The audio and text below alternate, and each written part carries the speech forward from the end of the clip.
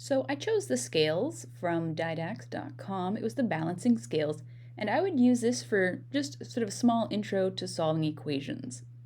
So again, students could place the equal sign on the center and then practice seeing what happens if maybe you were to add 4 to one side of the equation. Look, it's unbalanced. And then the question would be, how would we balance it out? Well, if we only add 2, it's not fully balanced. So we'd have to add 4, and now it's balanced again. And then same idea, if you wanted to add 10 to both sides, ooh, it's totally unbalanced. And to balance it out, you'd add 10 to the other side. So we can see how it works with addition. What if I wanted to do subtraction? Again, I could show subtracting 4 from one side, it's unbalanced.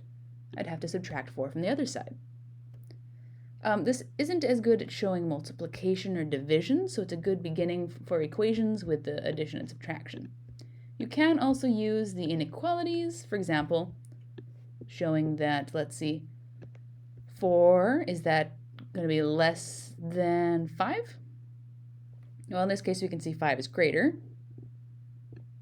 Oh, and we can also see 10 is going to be greater. If I was to switch the sign, let's see. 4 is not going to be greater than 10. It doesn't make sense. We want it to be heavier than 10, so we can find, 6 would be less than 10. Personally, I don't like it as much for the inequalities. I think it's best for at least the beginning part of equations with adding and subtracting to equations.